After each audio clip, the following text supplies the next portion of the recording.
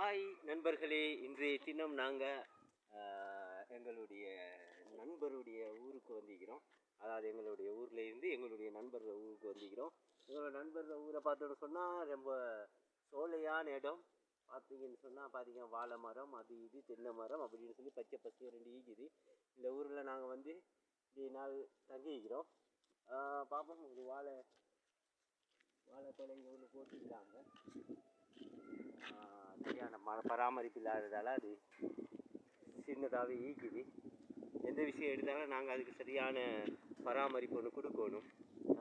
உரங்களும் சரியாக இடணும். இந்த வகையில் நாங்கள் இயற்கையான முறையில், அழகிய முறையில் நாங்கள்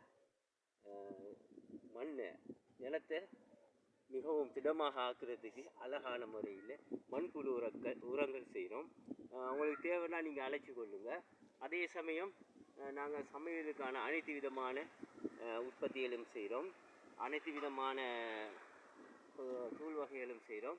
கொச்சிக்காய் தூள், கலவன் தூள், தனித்தூள்லேருந்து அனைத்து விதமான தூள் வகைகளும் செய்கிறோம். உங்களுக்கு தேவைன்னா நீங்கள் அழைங்க, நாங்கள் உங்களோட வீடுகளுக்கு கொண்டு வந்து தரோம்.